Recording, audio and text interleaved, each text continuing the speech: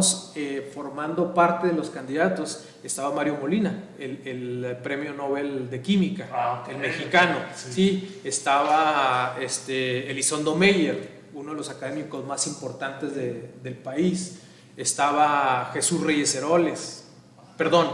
Reyes Heroles.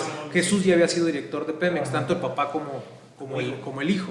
De hecho, me tocó ser contralor de una de las áreas de Pemex cuando Jesús Reyes Heroles era el director. Por cierto, con quien hice una muy buena relación hasta la fecha.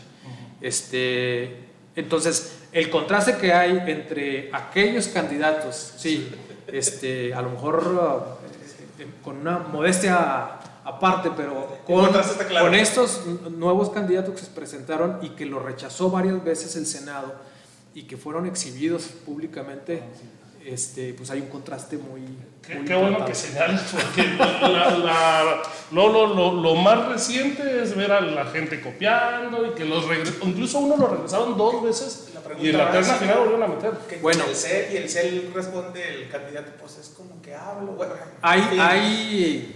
hay un caso donde este candidato lo presentan como candidato a la Comisión Reguladora de Energía y luego a la Comisión Nacional de Hidrocarburos. En los 2 casos lo retachan y el presidente finalmente lo nombra en una de las agencias que regulan el sector, pero ese ya fue por designación directa, ¿sí? Eso lo platicaremos luego, porque sí fue un momento un poquito vergonzoso tanto para el Senado como para las ternas que envió el presidente, ¿no? Pero llegas a Chihuahua en un momento histórico. ¿Cómo llegas a Chihuahua? Digo histórico por tu antecesor, lo que estaba pasando. Sí. Llegas ya con una ley que se venía trabajando entre lo regreso, no lo regreso, y llegas a Portas. ¿Cómo llegas a Chihuahua y cómo ves ese momento cuando llegas a Chihuahua? Bueno, la designación para comisionado nacional era por 5 años. Entonces yo ya iba en el 4º año. Sí. Y entonces mi especialidad había sido, inclusive en la comisión, a pesar de que era el sector energético, mi especialidad en la comisión era precisamente vigilar los procesos de licitaciones en materia de transparencia, combate a la corrupción y toda esta parte. Esa es mi especialidad realmente, o sea, tengo 20 años en este tema. Entonces se lanza la convocatoria en Chihuahua para designar a un auditor superior y esa convocatoria es a través de un concurso público por oposición. Es decir, había que presentarse ante un jurado y hacer una serie de entrevistas para que este jurado designara una terna y de esa terna el Congreso designara al auditor. Entonces tomé la decisión de participar. Yo siendo comisionado no había que renunciar, tomé la decisión de participar y cuando se da la votación que me favorece, pues entonces renuncio como comisionado y me integro a ser auditor. Por cierto, en las 2 ocasiones que me ha tocado pasar por un poder legislativo, el Senado de la República y el Congreso local, he obtenido el voto prácticamente de todos los partidos. En el caso de la designación como comisionado, pues prácticamente fueron todos los partidos excepto Morena. Y en el caso de Chihuahua también fueron todos los partidos, incluyendo al PAN, al PRI, en la designación, excepto también Morena. Así es. Llegas, me ha tocado, Fernando, te platico, estar con el auditor y con su equipo. Ajá. Con un equipo de auditores muy importante, de auditores especiales. Platica un poquito de ellos.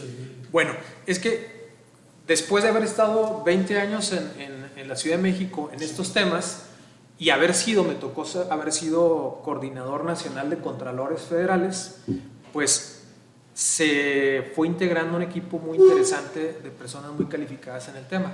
Entonces, cuando yo regreso a Chihuahua, estaba la transición de la llegada del nuevo gobierno federal y mucha gente, lamentablemente, salió de la Secretaría de la Función Pública teniendo experiencia.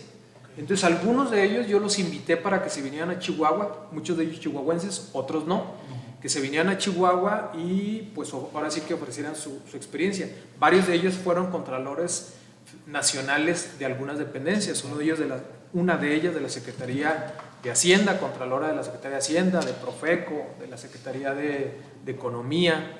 Otra estuvo en la terna para ser la titular de la Secretaría Técnica del Sistema Nacional Anticorrupción. Otro más fue contralor de lo que hoy se llama el Instituto Nacional para regresarle al pueblo lo robado, que antes era Instituto, el SAE, perdón, el Sistema de Administración y Enajenación de Bienes. Entonces es un grupo de colaboradores que ninguno tiene menos de 10 años de experiencia en temas de combate a la corrupción. ¿Qué era el perfil que estabas buscando o se dio por la conjetura esta de que se les acababa el tiempo allá? ¿O realmente era lo que ibas buscando? Fue una buscando? coyuntura. Yo creo que siempre un profesionista hace 2 evaluaciones. Primero, ¿cuál es mi futuro profesional? ¿Cuáles son mis opciones? Y mis intereses personales. Entonces, afortunadamente coincidieron esas situaciones y pudimos invitarlos a integrarse acá a la auditoría superior, y creo que han sido de gran ayuda, porque no vienen a aprender, o sea, realmente lo que están haciendo lo vienen haciendo desde hace muchos años. Lo resume Omar, nuestro diputado, en capacidad y disponibilidad. Capacidad. Puede ser muy capaz, no estar disponible, puede ser muy disponible y no ser capaz. Totalmente de acuerdo. Antes de continuar, para sumarle al perfil, entonces, la Auditoría Superior del Estado, a términos generales, digo, para hablar con alguien que no es técnico y especializado, súper especializado, ¿qué hace? ¿Qué es lo que es concretamente la Auditoría Superior del Estado para el ciudadano común?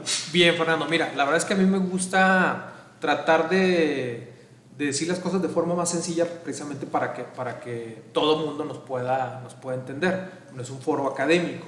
Entonces, la Auditoría Superior del Estado lo que hace es vigilar cómo se gasta el presupuesto del Estado y de los municipios y de los 3 poderes del Estado. Es decir, todo el dinero que gasta el gobierno, cómo lo gasta y si ese gasto se apega a la ley. Así de sencillo.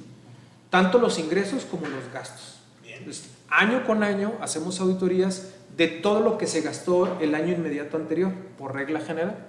Cuando encontramos una irregularidad, entonces hacemos lo que se denomina una observación que puede terminar en un procedimiento legal en contra del servidor público responsable, ya sea a través de una vía penal, que todo el mundo sabemos lo que es un juicio penal, o por la vía administrativa, que esa es menos conocida, que implica sancionar al servidor público, multándolo, cesándolo, suspendiéndolo, destituyéndolo o inhabilitándolo. Ahora, a mí me quedó claro. Es un momento histórico porque con la nueva ley tan cuestionada y tan peleada en algunos momentos, excluimos en gran parte la participación de los diputados. Así es. La comisión de fiscalización.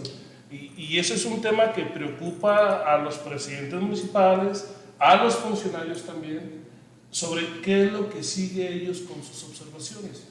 Para que te quede más o menos, Luis Fernando, la comisión de fiscalización luego recibía a algunos presidentes municipales o algunos funcionarios estatales para revisar estas observaciones que le hace la auditoría. Y veían la mala fe, como lo ha dicho el auditor y lo ha dicho nuestro diputado, el dolo en el accionar, o la interpretación del auditor que muchas veces se da y que no coincide con lo que hicieron los presidentes municipales. ¿Qué pasa con esta nueva ley?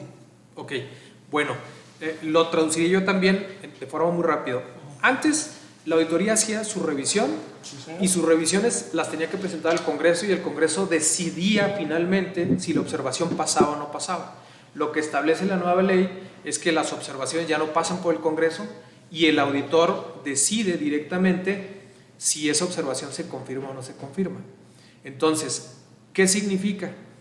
En mi concepto, que le quitamos la parte política a esa decisión de revisión de cuentas públicas, porque en muchas ocasiones las mayorías en el Congreso obviamente tendían a favorecer a los miembros, a los compañeros de su partido, ¿sí? Sea cual sea. No es un tema del PAN, del PRI, de Morena, no, es un tema. Vamos a un estado donde gobierna Morena, regularmente los congresos son más benévolos a la hora de revisar las cuentas públicas. Cuando hay un partido distinto en el Congreso, son más estrictos.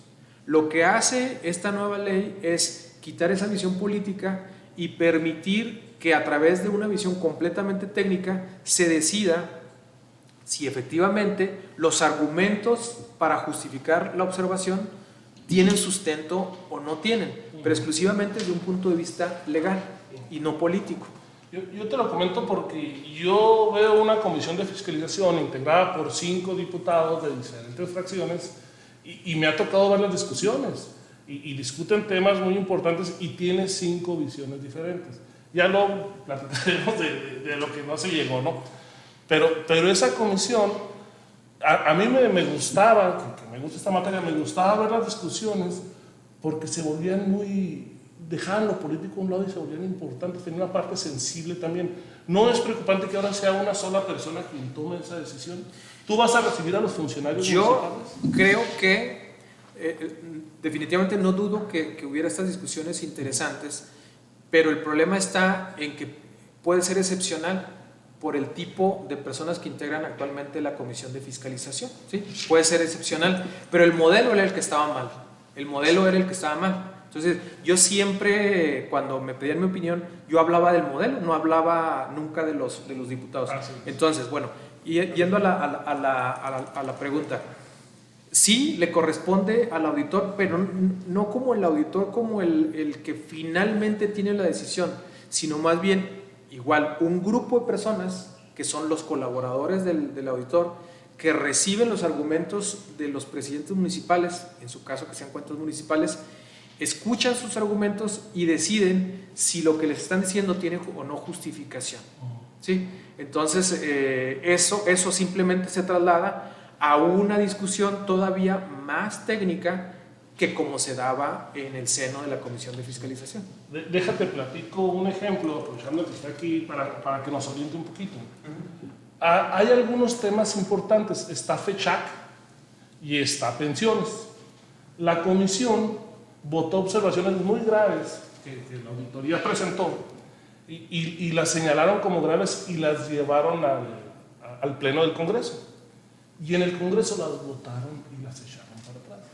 En ese momento entendí un poco lo que tú sientes cuando de repente saca una cuenta limpia, que tú veías varias observaciones y decías, ¿por qué? En ese momento yo me fui para atrás. Dije, ¿cómo es posible que una mayoría del Congreso eche para atrás observaciones graves de medicamentos a sobreprecio? Okay. A sobreprecio. De una cantidad, creo que tú mismo lo mencionaste, auditor, el 77% de las compras del Estado son por adjudicación directa. 75, sí, alrededor del 77%. Sí, adjudicación directa. También lo hace Morena, la Federación anda en el 70 y tantos, también por ciento, un poquito menos del 80%. Pero ¿qué pasa en este caso, auditor? Si tenemos observaciones graves, delitos, y el Congreso simple y sencillamente los echa para atrás porque tiene la mayoría para hacerlo. Fue lo que sucedió precisamente, por eso el modelo no funcionaba. Había observaciones completamente sustentadas de irregularidades como estas de sobreprecios en medicamentos, que eso es muy común. Estuve también como contralor del IMSS y eso era un tema de todos los días, sobreprecios. En Pemex también el problema principal son sobreprecios a los proveedores. Entonces, cuando hay una irregularidad sustentada y por simple votación de los diputados dicen eso no procede, están, yo creo que defraudando enormemente a la población que espera un combate a la corrupción sin distingo partidista, más efectivo y mucho más técnico. Entonces yo creo que este modelo es mejor, pero para que funcione, pues yo creo que la auditoría tiene que tener una posición muy objetiva y no dejarse llevar por intereses políticos que siempre los va a existir en los gobiernos. ¿Qué pasa? ¿En qué estatus están ahorita esas observaciones o esos delitos señalados y ya aprobados en Congreso que son enviados a la auditoría? Ustedes son los encargados de poner las denuncias. Hay muchas denuncias, creo que fueron cerca de 170 para el gobierno del Estado el año pasado. Corrígeme la cantidad, pero es una cantidad muy importante. ¿Qué pasa? ¿En qué estatus están esas denuncias? Bueno, esta semana concluimos 100 denuncias que nos ordenó el Congreso, el total de las cuentas públicas de 2008. Es decir, todo lo que se gastó indebidamente en 2008, el Congreso nos ordenó presentar las denuncias, todavía con el modelo anterior que existía. Nosotros ya presentamos el 100% de las denuncias. Honestamente, no he encontrado yo ningún antecedente de que en los primeros 5 meses del año en el que se debe de presentar estas denuncias se hayan tenido el 100% de las denuncias listas. Todavía cuando yo llegué traían como 3 o 4 años retrasado en la presentación de denuncias. En este momento no tenemos ninguna denuncia pendiente por presentar, ni de la cuenta pública 17 ni la del 18. En materia penal traemos algo así como 18 denuncias presentadas solo de diciembre de 2018 para acá. De esas 18 traemos 9 vinculaciones a proceso, o sea, 9 personas vinculadas a proceso penal. O sea, que ya están llevando un proceso a juicio o ya... No, para ser vinculadas para ser juzgados. Efectivamente, ya un juez dijo sí hay elementos para abrir un juicio. Okay. Tenemos ya 3 sentencias condenatorias en contra de 3 personas que igualmente por actos de corrupción. Y nada más para que se den una idea, esto en 18 meses que yo tengo como auditor, 3 sentencias. La Auditoría Superior de la Federación tiene 5 en toda su historia. O sea, en 25 años. Voy por el récord. Ajá. No sé. Para ser ejemplo nacional, hombre. No, y es grave. No vamos a mencionar nombres porque es parte de la política. Claro. ¿No? Pero hay una persona que llegó como administrador nuevo a una dependencia estatal porque le habían encontrado varias observaciones. Entonces, cuando lo citamos en la comisión de fiscalización, le decimos, a ver, oye, tienes todas estas observaciones, ¿qué opinas? No, dice, y son pocas. Dice, ya voy a hablar con los dos y dije que son pocas. Sí sé cuál es. Sí. Ajá. Digo, yo me quedé. Terriblemente. No, o sea, nos preparamos para esa invitación y cuando dijo esto, pues nos empezamos a dar topes en el escritorio. ¿Qué hacemos? eso es interesante porque, a ver, nosotros detectamos irregularidades y voy a hablar de qué irregularidades detectamos. Este es un fideicomiso que es para atender a niños y niñas víctimas del delito. Ya sea de forma directa o porque sus papás se vieron inmiscuidos en algún delito y este fideicomiso busca resarcir de alguna forma con los hijos, con los niños. Curiosamente hoy es el día en contra de la violencia. Bueno, pues fíjate qué oportuno. Lo que encontramos ahí es que los recursos, por ejemplo, se compraron lentes, unos lentes sencillos que uno puede encontrar en cualquier cadena de supermercados en 300 pesos. Okay. Sí, de esos que tú te vas y te... que traen que son de pasta. Exactamente. Y nada más la de esos de esos. más 20, menos 30. Le costaron al fideicomiso 6,000 pesos cada uno. Okay. ¿Sí? Esos lentes cuestan 300 pesos. Ajá. Nosotros lo encontramos, lo detectamos y lo estamos presentando. Por cierto, el Congreso no ha dictaminado esa cuenta. El Congreso. Ajá. Entonces, son este tipo de cosas las que detectamos. Luego, traemos una sentencia ya en contra de una persona que manejaba las becas de la Universidad Tecnológica de Chihuahua, ¿sí? Donde ella se quedó con el dinero de las becas para estudiantes. Okay. ¿Sí? Obtuvimos ya la sentencia, una sentencia condenatoria, y esa es increíble, pero es la primera sentencia de en materia penal por un acto de corrupción derivado de la revisión de la cuenta pública que ha hecho la Auditoría Superior en toda su historia. O sea, en 13 años nunca había obtenido una sentencia. Bueno, qué malo que pasó, pero qué bueno que se está llegando a una consecuencia para quien quiera volverlo a intentar. Una pregunta que me hizo, ahora estoy platicando con algunos presidentes municipales en la mañana y me platicaba y la preocupación, el COVID. Ellos tienen que hacer gastos y la ley es muy estricta en cuanto al destino del gasto.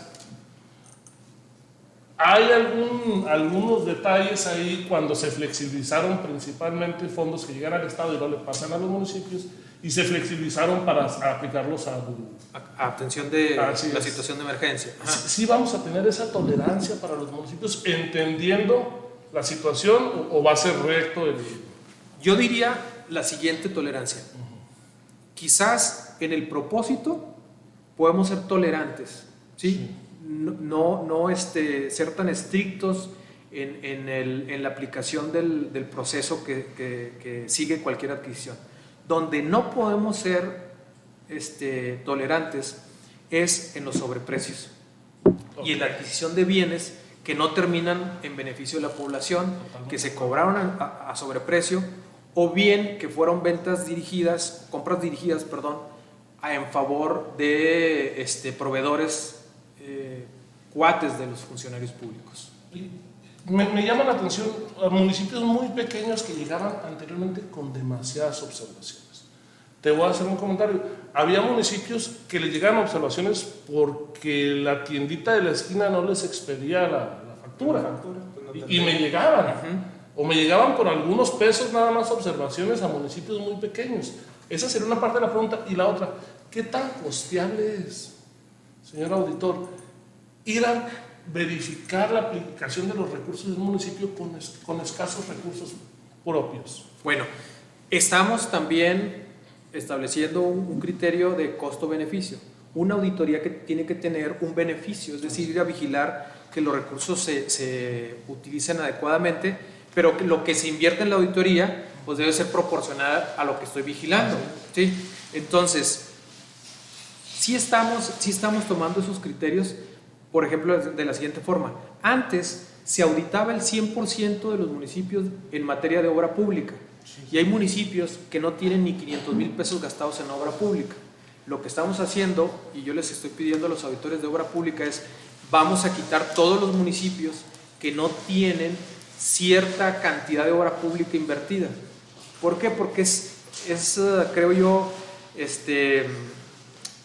utilizar recursos humanos que sí podemos destinarlos a la revisión de obras mucho más importantes, más señaladas por medios de comunicación, por la población, y que le interesa más al ciudadano que vayamos a revisar si estuvo bien invertido el recurso que se le destinó o no.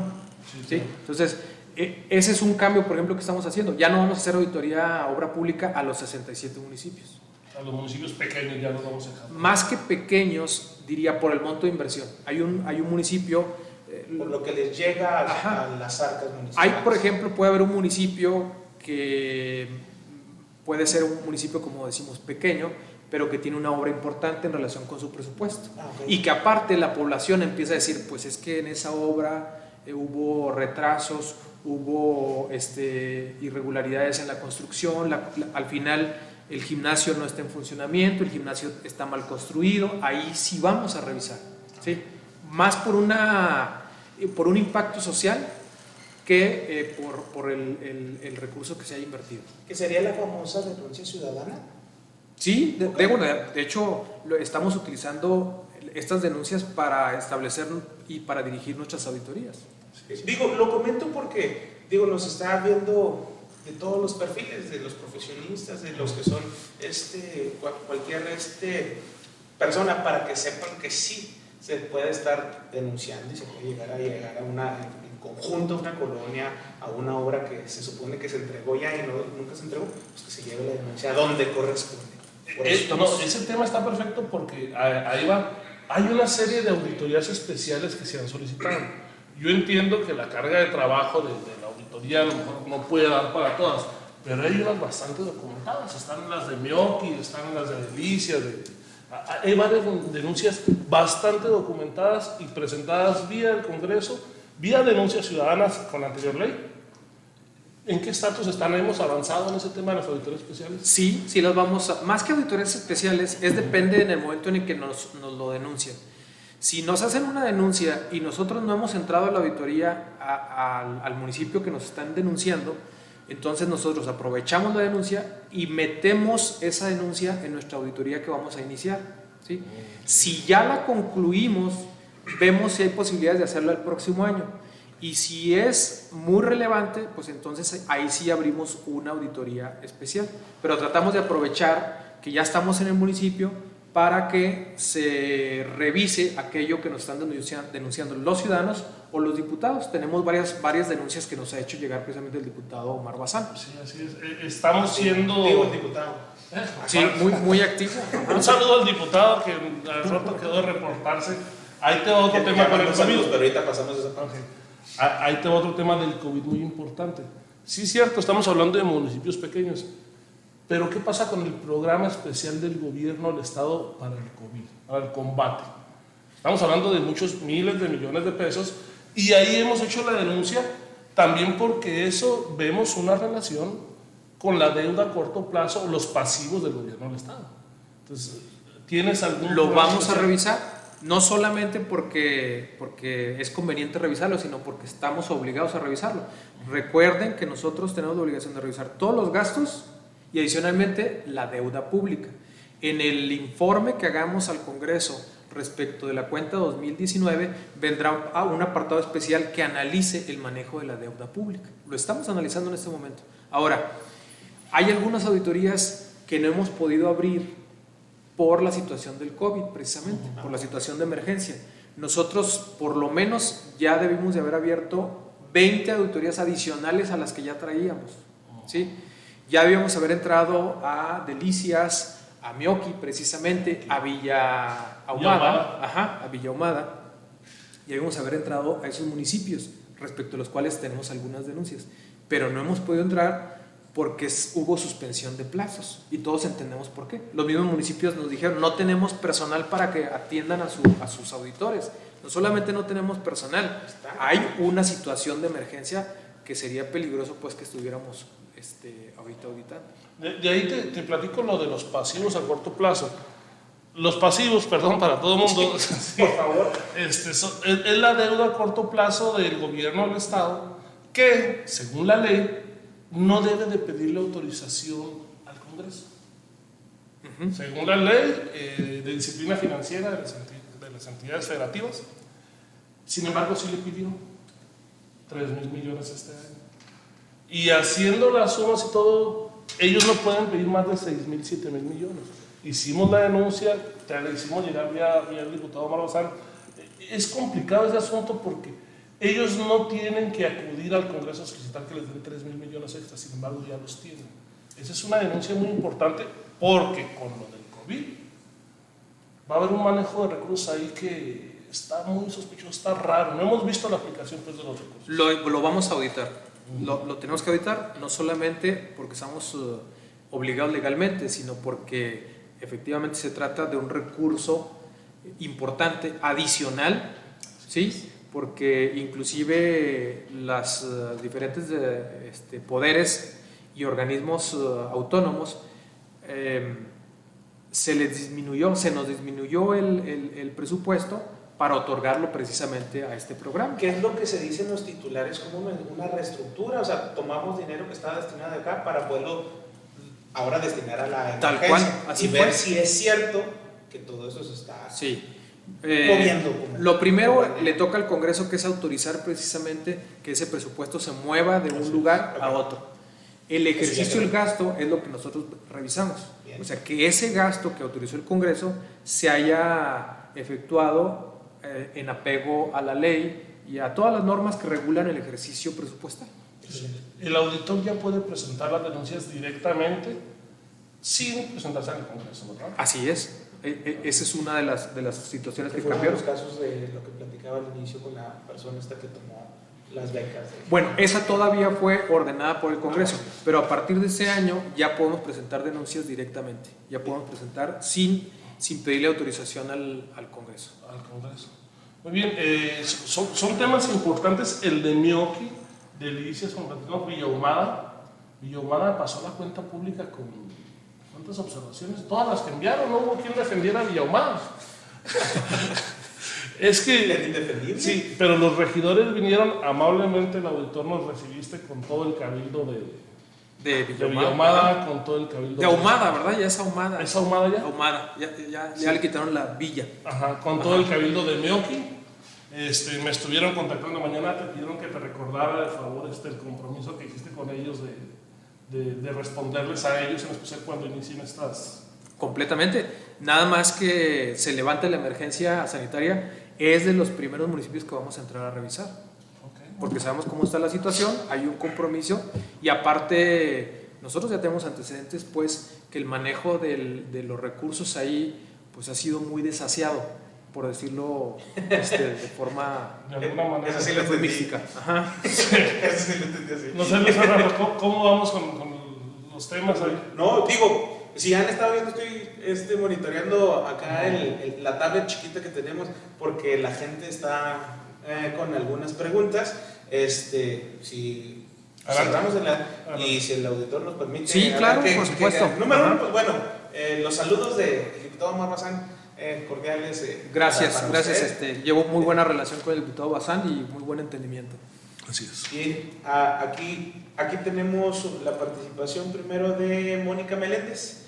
Saluda al auditor.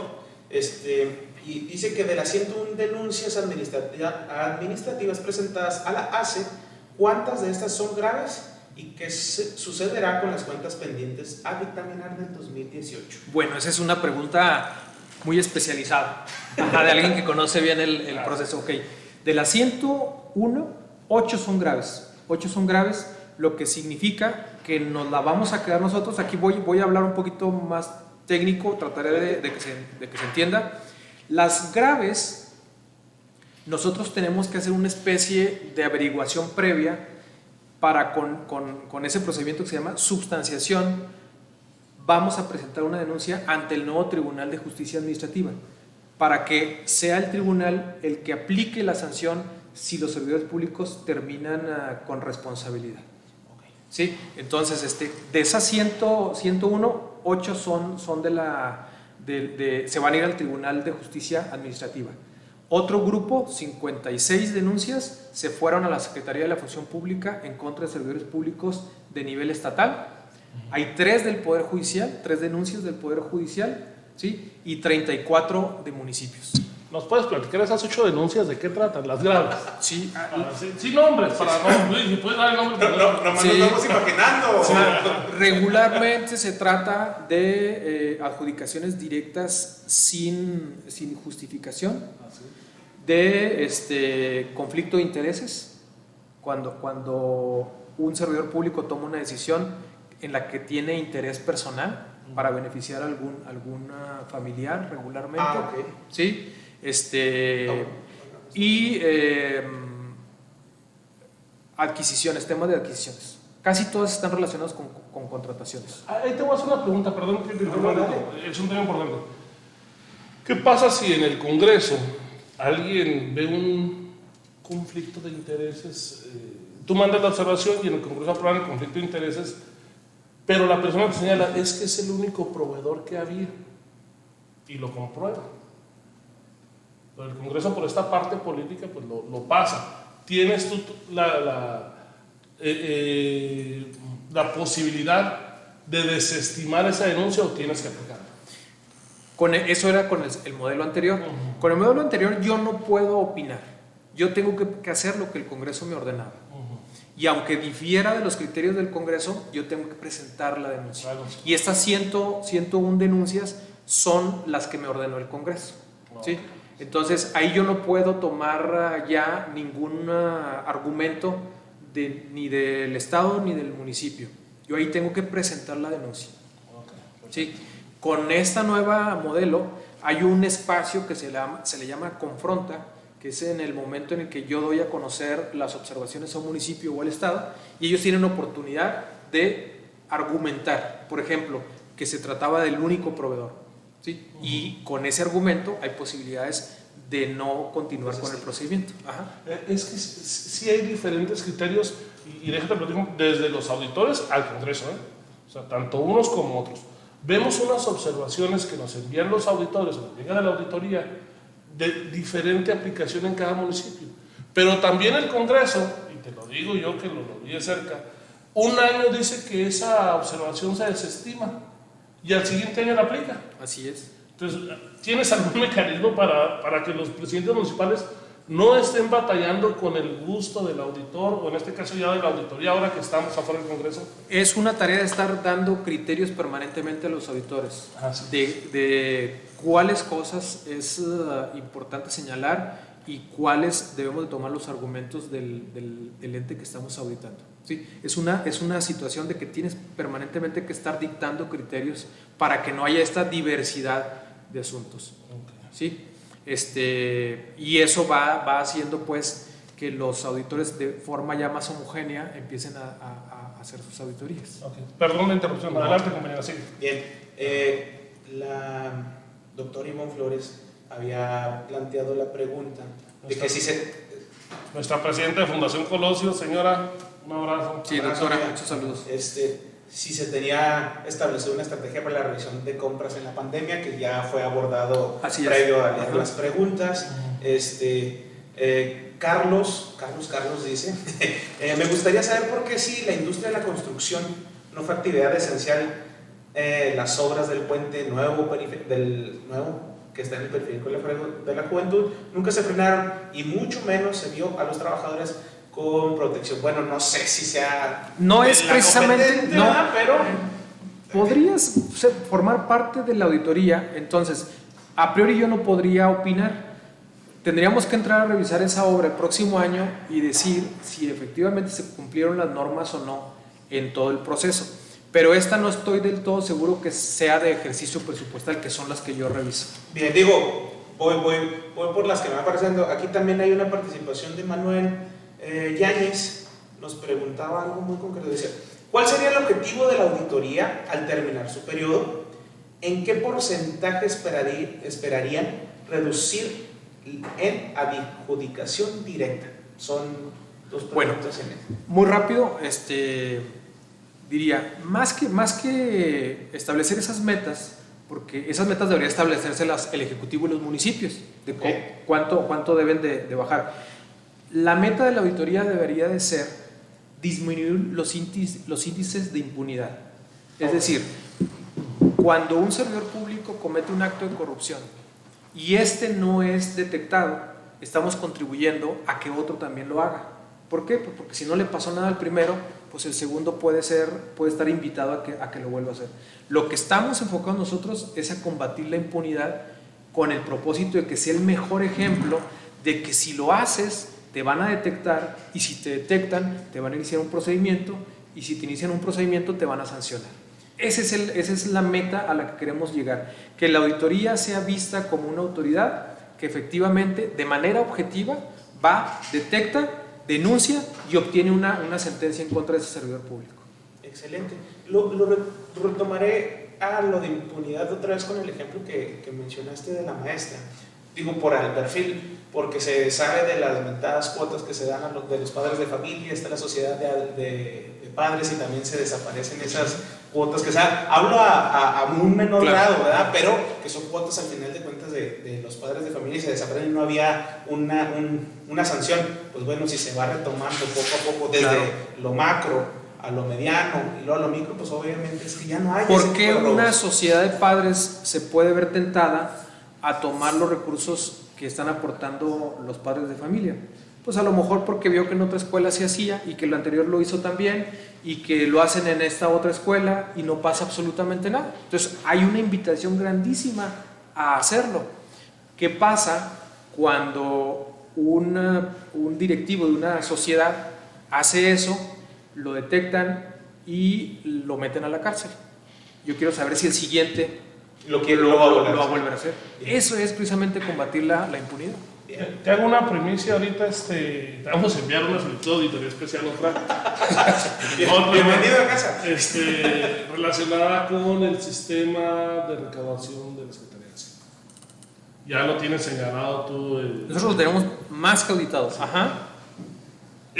Hace 15 días lo empezaron a aplicar y todo fracaso. Ojalá y no va, ojalá y trabaje, pero te vamos a hacer llegar la solicitud también. Muy bien. Básicamente los demás, saludos al auditor, tiene bastantes fans, auditor. Bueno, eso es bueno. Todos encantados de verlo, de escucharlo, que ha sido muy claro. Dice, debería de integrarse las sindicaturas del sistema estatal de fiscalización. Hasta hoy no hay una coordinación en los trabajos, desaprovechando oportunidades de ser más eficientes. Bueno, mire, muy rápido. La sindicatura debe transformarse. No puede seguir siendo una posición de elección popular, no puede provenir de un partido político. ¿Por qué? Pues porque si tú vienes de un partido político, postulado por un partido político, tienes una visión política de la revisión de cuentas públicas, de la fiscalización, del combate a la corrupción, ¿sí? Tienes un proyecto político. Okay. Entonces, El encargado de vigilar las cuentas en los municipios, el contralor o como se denomine esa figura, debe ser una persona que sea elegida con conocimientos técnicos, sin partido político, que permita que su trabajo sea completamente apartidista. Un profesional en el área. Un profesional, porque lo que sucede con cierta frecuencia es que el síndico municipal se convierte en el enemigo político del alcalde en turno, a veces siendo el mismo partido. Sí. O tapadera. O tapadera, pero entonces necesitamos figuras que no estén dependiendo de esos vaivenes políticos para que tengan la garantía de revisar el ejercicio del gasto sin ningún compromiso ni ninguna visión de carácter político a futuro. ¿Sí? Digo, uno que está un poco miscuido con personajes, con los perfiles técnicos como usted, auditor, y con los otros perfiles políticos como los que habla, y de todas maneras no se da la cosquillita después de tanto tiempo en la función pública brincar al otro escenario estando en funciones. Pues, digo, esto lo hablo a título personal. Sí. Héctor Acosta, político, ¿sí o no? Tengo 28 años ininterrumpidos en cargos técnicos, ¿sí? O sea, como que ya seguir otro camino me parece que sería echar a perder una trayectoria que me parece que me ha dado más satisfacciones que estar, por ejemplo, 3 años de diputado o 3 años en alguna otra posición. O sea, creo que elegí bien pues esta vocación y aparte me ha dado muchas satisfacciones. Excelente. Digo, tenía la curiosidad porque sí, pues es una gran trayectoria y muchos brincan de un lado al otro, a bien, otros no tanto, pero pues era una curiosidad. Pues muchas gracias, auditor. Quedan muchos temas pendientes, tenemos preguntas, traemos temas un poquito más específicos, pero yo creo que lo correcto es ir avanzando para ver cómo van las denuncias. Y si tú estás de acuerdo, nos gustaría tenerte próximamente también con nosotros. Con mucho gusto, les agradezco mucho el espacio. Digo, qué bueno que sean estos espacios donde se pueda hablar de forma más relajada de los temas que a veces son un poco complicados, pero que realmente en el centro son muy sencillos. O sea, no hay cosa complicada que no se pueda expresar en términos sencillos. Y eso lo agradecemos muchísimo, insisto, pues yo a los dos los veo más que especializados y mi voz ahora era tratar de acumular alguna pregunta que por su tecnicismo que a lo mejor se les iba, pues tratar de digerirlo. Y eso se agradece porque al menos hasta este momento y con las preguntas ha quedado muy suelto. Esa entiendo que era la intención, ¿no? Sí, perfecto. Sí, bueno, pues muchas gracias. Invitamos a la auditora a escuchar ahorita a Ricky Martínez, viene llegando ya también para que nos acompañe. Está el hermanito. Lo esperamos próximamente, señor doctor. Gracias, muy amables por la invitación. Regresamos en 30 segundos. 30 segundos. Bien.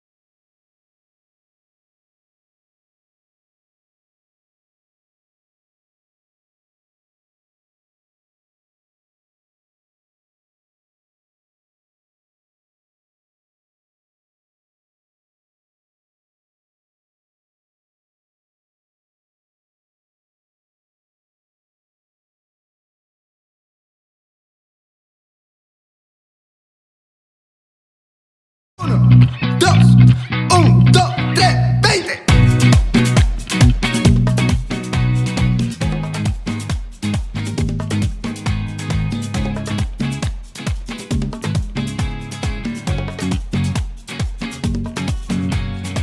Quiero vivir descifrando los misterios de tus gestos, que a media luz y destello del día comer tu vida a besos, apagar la regadera para escuchar el sonido de un beso y dejar al agua llevarse todos los miedos. Quiero estar cerquita porque el vacío tu beso lo quita. Canto al infinito para quedarme a tu ladito. Quiero estar cerquita porque el vacío tu beso lo quita. Canto al infinito para quedarme a tu ladito.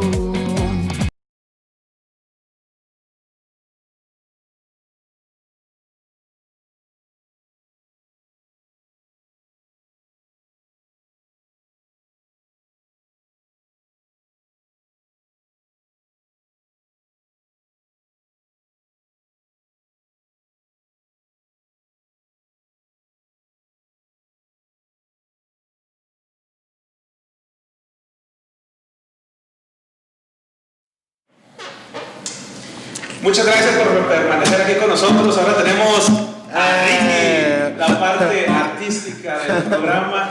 Hoy nos visita gracias, amigo, hermano. colaborador, hermano. Muchas gracias. Pues mira, Ricky, este es el espacio en el que ahora nos desenvolvemos para conocer a... Esta parte del programa es donde vamos a conocer a los artistas del Estado, a los artistas que son más allá de unos ciudadanos normales y comunes, sino los que van y ponen su alma y comparten muchas cosas. Entonces, pues, te escuchamos, viejo. Leo, antes... Bienvenido al programa, Ricky. Muchísimas gracias. Me han platicado maravillas de ti, te he escuchado, tú lo puedes escucharte en YouTube. Y me encanta, quiero informarles a todos que no es un requisito el peinado para...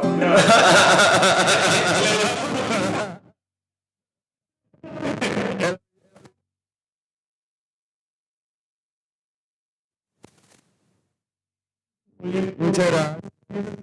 No, primero que nada, gracias por la invitación. Es un honor de hablar en esta época tan dura que estamos viviendo. Todos los músicos en especial, todos los artistas, todos los empresarios. Entonces, para mí es un desfogue y una catarsis venir acá. Gracias. Y ahorita, pues, estamos... mi esposa y yo tenemos un negocio aquí en Chihuahua, un café bar, en el que es un foro cultural y abrimos espacio a todos los artistas que vayan de aquí del estado, nacionales e incluso ya internacionales, y han hecho conciertos ahí muy, muy increíbles.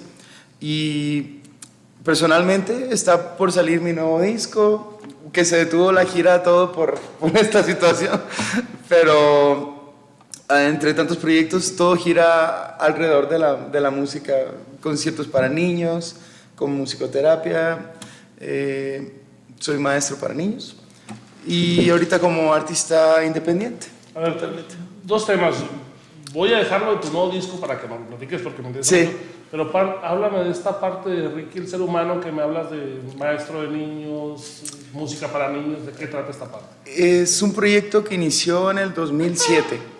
Y se llama, bueno, le puse ritmoterapia, en el que basado en la medición de neurofrecuencias a través de los tambores, fueron 10 años de estudio en Canadá, en Cuba, en Colombia, para lograr una conexión neuronal a través de la frecuencia del tambor, para mejorar la sensopercepción, comunicación, regulación del tono muscular del niño con el que estemos trabajando. Y es una herramienta que ha ayudado muchísimo en muchas áreas de psicoterapia, de terapia de lenguaje, terapia de autismo, de implante coclear. Ahí en el José David estuve trabajando 3 años. Y es un proyecto que creció muchísimo. Y ahorita básicamente estamos dando conferencias. Bueno, estoy dando conferencias para maestros, terapeutas, para que puedan mejorar y duplicar el proyecto. Luego me platicarás en corto cómo te hiciste amigo de él, pues es muy diferente. No voy a hacer. Si alguien quisiera conocer más esta ritmoterapia, ¿qué tienen que hacer? Ahorita estuve mucho tiempo trabajando con gobierno y ahora ya es totalmente independiente.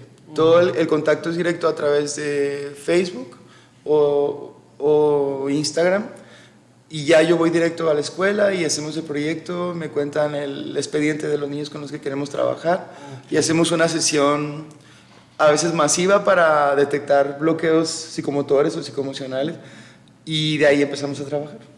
Es con tambores principalmente. Puro tambor, es puro tambor. Sumándole a ese, me ha tocado presenciar el trabajo de Ricky, porque, bueno, todos saben, mi familia, todos son maestros con la gran excepción, sí de profesión, pero no ejercida. Ricky ha estado en primaria, preescolar, secundaria, llevando esta tarea también en el bachiller, en el bachiller, es cierto. Me tocó darlo y es unas emociones tremendas con los alumnos de cualquier nivel que platico, cómo se van tocando fibras muy especiales como las de motoras o emocionales. Entonces, de por no la música ya es exacto. Un detonante emocional. Con la terapia, así lo llaman, musical, está muy, muy interesante.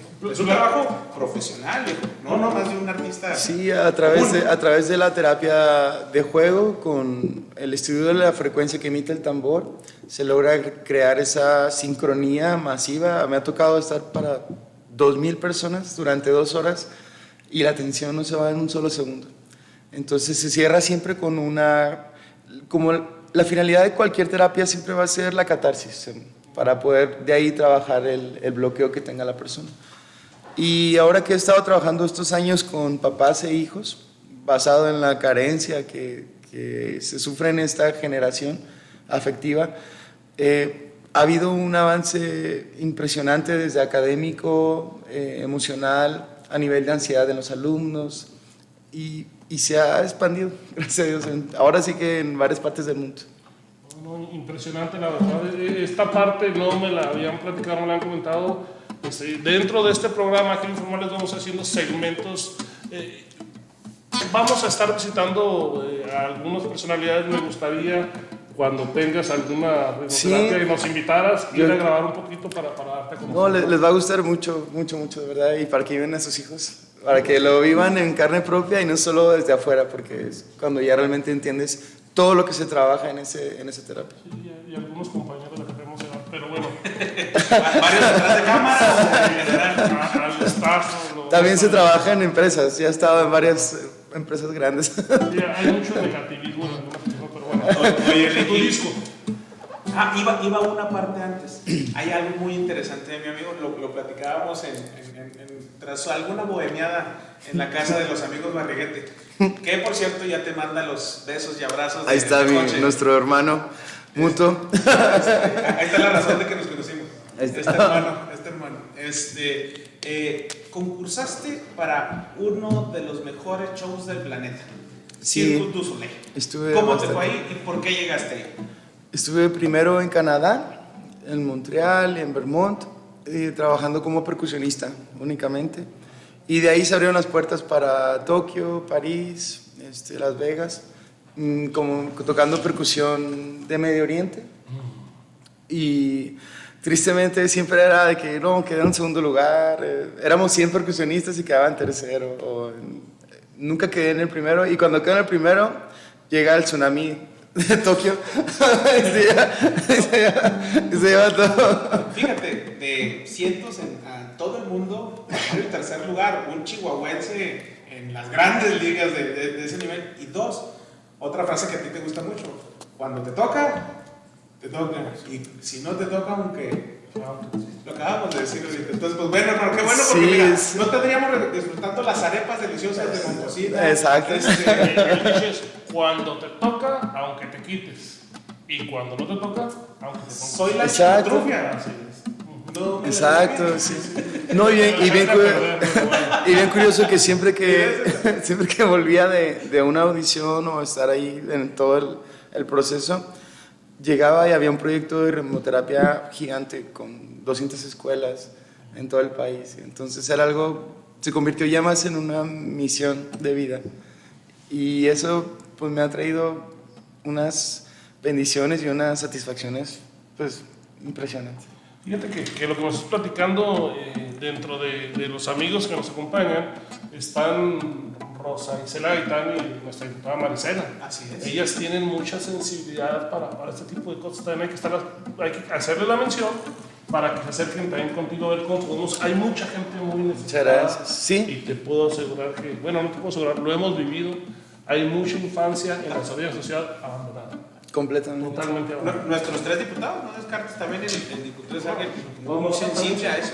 Pero claro, las encabezadas a los programas. Apelando yo a Rosa Isela, que es nuestra líder del OMPRI, que trae mucha atención en ese asunto, y Marisela también, que la hemos visto defender a capa y espada. Fuerte, la ruda de nuestra amiga Marisela. Ahora sí, bien. Disco. Y disco. Iba a salir en estas fechas, pero lo detuvimos un poquito para empezar pues con toda la promoción y conciertos apenas nos den espacio y pase toda esta situación. ¿Cómo se llama tu disco? El disco se llama A un mismo latido. Son canciones totalmente melosas y cachondas. ¿No has tenido la dicha de ir a Momposina? No he tenido la dicha, no me sé. Tenemos la cochera muy diferente al bar de Rico, pero ya hemos ido a un bar que le ha tocado a mi amigo que ahí estamos, pero en cuanto la contingencia lo permita, vas a ver, te va a encantar. ¿Cuántos discos tienes? Como percusionista tengo 3 de pura musicoterapia y como solista 1 y el que sigue. ¿Eres cantautor? Sí, las canciones son todas mías. A ver, Y está en Spotify. Sí, para que los descarguen, por favor. ¿Los 3 álbumes o solamente el último? No, solamente lo estoy cantando. Bien, entonces ahí para que los que nos están escuchando vayan a buscarlo en cuanto lo escuchen. Bueno, va la canción que me pediste, pero ahí te va. Date bien. Está sonando mucho en Colombia, en Argentina, en Estados Unidos, en otras partes. Ojalá y suene en México algún día. Ahí va. 1, 2, 1, 2, 3, ven.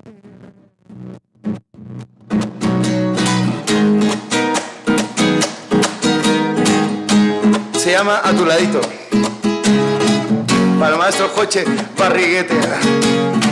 Quiero vivir descifrando.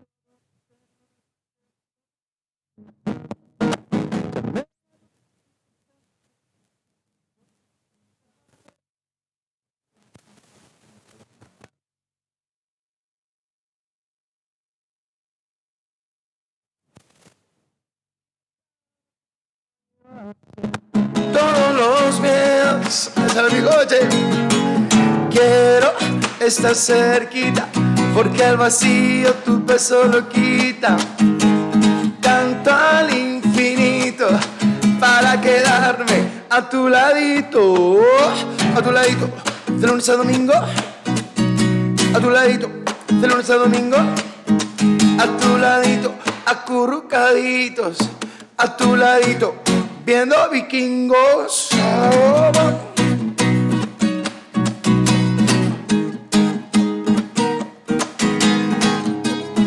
Fer López, sí, Leo. Quiero estar cerquita, porque el vacío tu beso lo quita. Canto al infinito para quedarme a tu ladito. Quiero estar cerquita de tu boca, corazón. Canto al infinito y poder tocar tu pompi como un tambor. Quiero estar cerquita, ay, todos los días, mi amor. infinito. Yo quiero estar contigo de lunes a domingo.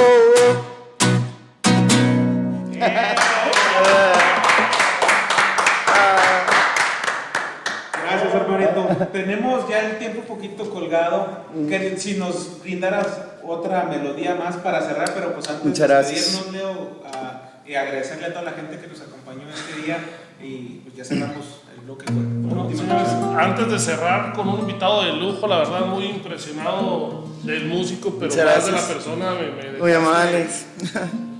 sin palabras. Muchas gracias a todos por acompañarnos, señores. Esta es la primera emisión de nuestro programa de 20 a 21.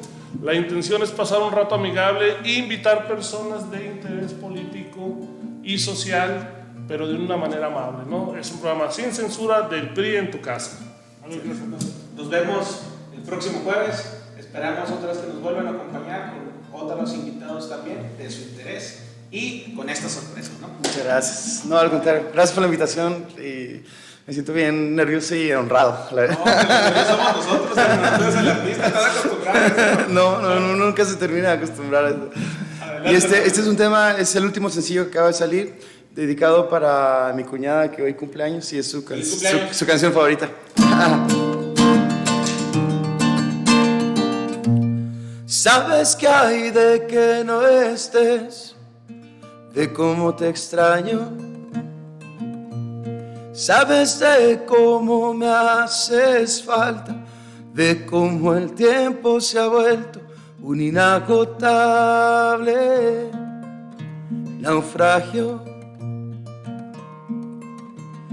Y hablar quizá de los fantasmas que danzan por el silencio, donde falta tu mano y de cómo falta tu voz. Sabes de cuando tu piel no acaricia el espacio del aire que intento respirar. Y ahora que se ha abierto un inmenso paréntesis en este largo tiempo de frío, donde todo parece un sueño sin fin.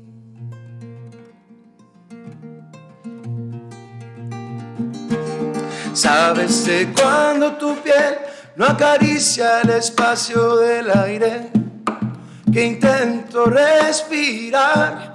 Y ahora que se ha abierto un inmenso paréntesis en este largo tiempo de frío, donde todo parece un sueño sin fin. Sueño sin fin.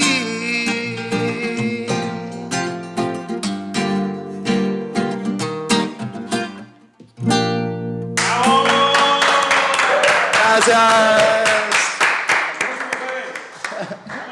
Canto al PRI infinito.